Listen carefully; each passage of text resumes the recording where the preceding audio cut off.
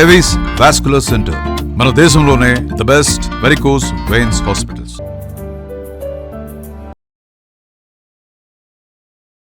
అందరికీ నమస్కారం. నా పేరు మాధురి. మీరు చూస్తుంది సుమన్ టీవీ నెట్వర్క్. ప్రస్తుతం మనతో పాటు ఉన్నారు ప్రముఖ జ్యోతిష్య వాస్తు పండితులు బ్రహ్మశ్రీ నానాజీ పట్నాయక్ గారు. నమస్కారం గురువు గారు. శ్రీమాత్రే నమః. శ్రావణ మాసం పేరులోనే ఎంత ఒక వైబ్రేషన్ ఉంటుంది కదండి. అయితే ముఖ్యంగా శ్రావణ మాసం అనగానే లేడీస్ని ఎక్కువగా రిలేట్ చేసినట్టు ఉంటుంది. శ్రావణ శుక్రవారాలు, మంగళవారాలు, శనివారాలు కావచ్చు. అసలు ముఖ్యంగా శ్రావణ మాసం వచ్చిన దగ్గర నుంచి కూడా ఏ పనులు చేయాలి, ఏవి పనులు చేయకూడదు, అసలు ఎలా ఉండాలి అన్న విషయాలు తెలుసుకోవాలనుకుంటున్నామండి. పనులు అంటే మనం నిత్యం చేసేటువంటివి చేసుకోవచ్చండి, దానికి ఏమీ ఆటంకం లేదు. అయితే శ్రావణ మాసం రోజు అంటే శ్రావణ మాసంలో అధికంగా మనం చేసేది ఏమిటంటే శ్రావణ శుక్రవారాలకు ఎక్కువ ప్రాధాన్యత ఇస్తాం. శ్రావణ మంగళవారాలు, శనివారం ఇట్లా ఉంటాయి. బట్ శ్రావణ శుక్రవారం అమ్మవారి ఆరాధన ఎందుకు చేస్తాము అంటే క్షీరసాగరం నుంచి అమ్మవారు పుట్టింది, పాల సముద్రం నుంచి. అంటే శ్రావణ మాసంలోనే క్షీరసాగరం మదనం జరిగింది అని కూడా అంటుంటారు. ఆ క్షీరసాగర మదనం నుంచే అమ్మవారు పుట్టింది. ఇప్పుడు ఏమిటండి మరి ఏంటి దీనికి ఏంటి సంబంధం అంటే చంద్రుడు శ్రవణ నక్షత్రంలో, చంద్రుడు యొక్క నక్షత్రం కూడా శ్రవణమే.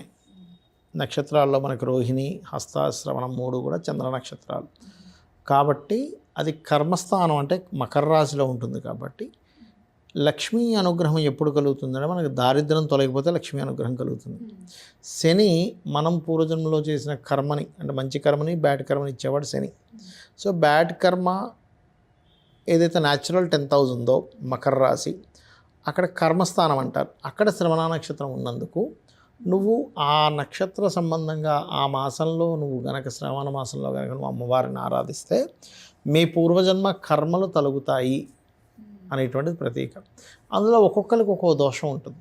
ఇప్పుడు ఉదాహరణకి సూర్య భగవానుడికి సంబంధించిన దోషం ఉంది అనుకోండి, అప్పుడు శ్రావణ ఆదివారాలు చేస్తారు, సూర్యుడికి అర్ఘ్యం వదులుతూ ఉంటారు, సూర్యుని ఆరాధిస్తూ ఉంటారు.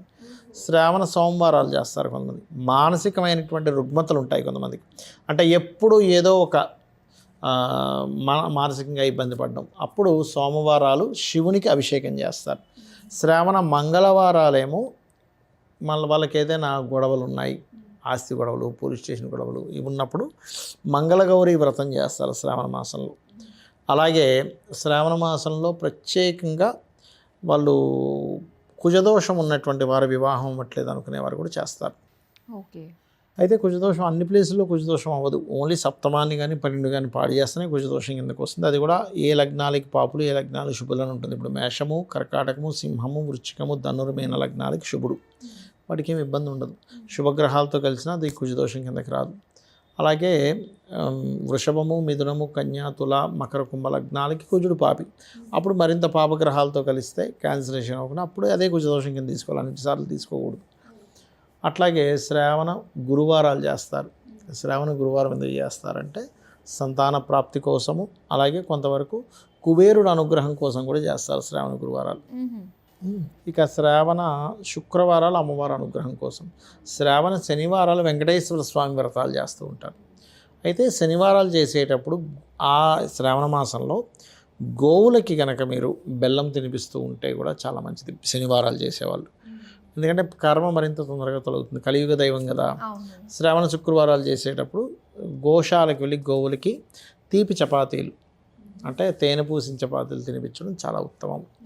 ఇక శ్రావణ మంగళవారాలు క్యారెట్స్ తినిపించడం, శ్రావణ సోమవారాలు కీర లాంటివి తినిపించడం, శ్రావణ ఆదివారాలు గోధుమ రవ్వ తినిపించడం చాలా ఉత్తమము అని చెప్పి మనకి ఉంది.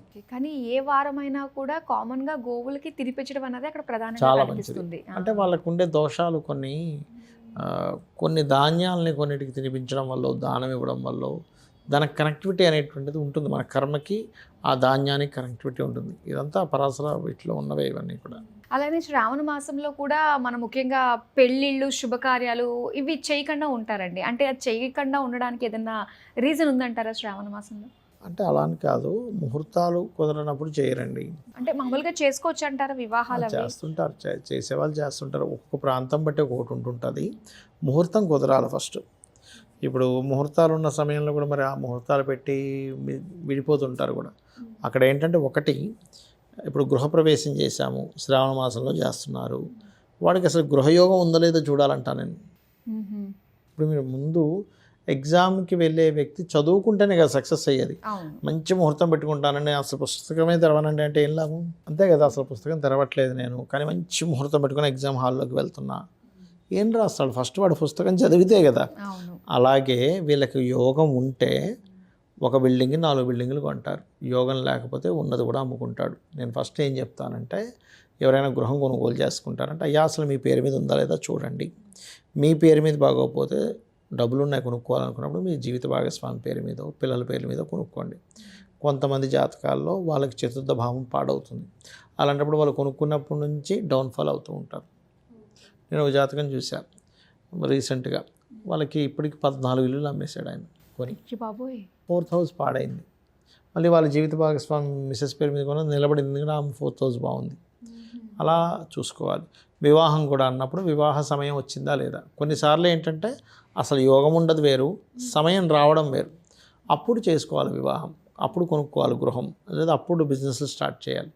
ఆ రకంగా చూసుకోవాలి. కానీ ఏదో అంటే ఇప్పుడు ఈ ముహూర్తం బలం ఉంటుంది, ముహూర్త బలం ఉండదని నేను చెప్పట్లే, కానీ ముహూర్తం కంటే అతి ముఖ్యంగా అసలు మీకు ఆ యోగం ఉందా.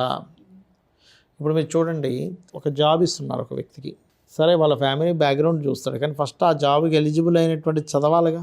అవును. ఏమంటే మేము చాలా మంచి ఫ్యామిలీ నిజమే ఇస్తాము, కానీ ఆ వ్యక్తికి ఫ్లైట్ నడపడం రాదు, ఫ్లైట్ జాబ్ ఇచ్చేస్తే ఏం చేసుకుంటాడు?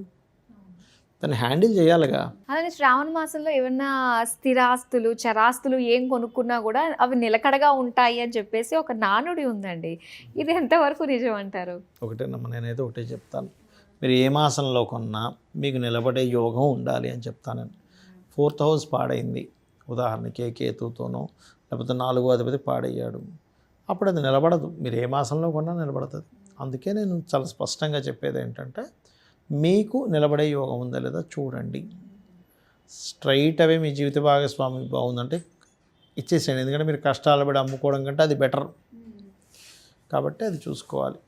మాసం మహిమ అనేది జనరల్గా అందరికి ఒక 5% పనిచేస్తుంది, కానీ ఇండివిజువల్గా అనేది వాళ్ళకి ఎవరికి వాళ్ళకి 100% పనిచేస్తుంది. వాళ్ళ జాతకాన్ని బట్టే Exactly, తెలుసుకోవాలి. exactly. ఓకే. అలానే గురువుగారు ముఖ్యంగా శ్రావణ మాసం దగ్గర నుంచి ఇంకా మనకి దక్షిణాయనం స్టార్ట్ అవుతుంది కాబట్టి ఆల్రెడీ మనకి 14వ తేదీ నుంచి స్టార్ట్ అయిపోయింది. అయితే దక్షిణాయనంలో చేసే మన ఆహార నియమాలు కూడా కొన్ని మార్పులు వస్తూ ఉంటాయి. అలాంటిది శ్రావణ మాసంలో కూడా మనం నిషేధించాల్సినవి ఏమన్నా ఉన్నాయంటారా? పూజాది కార్యక్రమాలు చేసుకుంటూ ఉంటాం కాబట్టి ఎక్కువగా ధ్యానము అంటే పాతకాలం నుంచి కూడా ఏంటంటే ఇదంతా వర్షాకాలం అండి, ఈ 6 నెలలు కూడా అంటే వర్షము చలి ఇదంతా. కాబట్టి ఏం చేస్తారంటే చాలా మట్టుకు ఈ సమయంలో బయటికి వెళ్ళకుండా దేవతా ధ్యానంలో ఉండడం. ఇప్పుడు వర్షాలు పడ్డప్పుడు రోగాలు ఎక్కువ వస్తాయి. ఇప్పుడు వర్షం వల్ల ఏమవుతుంది, ఈ దోమలు ఇట్లాంటివన్నీ పెరుగుతాయి కదా. పెరిగినప్పుడు ఏమవుతుంది, బయట తిరుగుతూ ఉంటే ఏవోటి పుట్టడం, వాటి వల్ల హెల్త్ ఇష్యూస్ వస్తాయి. కాబట్టి ఇంటి పట్టునే ఉండు, రోగాల బారిన పడకుండా. కాబట్టి యోగ నిద్రలోకి వెళ్తారు విష్ణుమూర్తి, అందుకని నువ్వు ఎక్కువ విష్ణువుని ఆరాధించు, అమ్మవారిని ఆరాధించు, ఇట్లాంటివన్నీ చెప్తూ ఉంటాను. ఓకేనండి. శ్రావణ మాసం సంబంధించి ఏమేమి పనులు చేసుకుంటే మంచి జరుగుతుందన్న విషయాలు మాకు తెలియజేసినందుకు ధన్యవాదాలు. శ్రీమాత్రే నమః.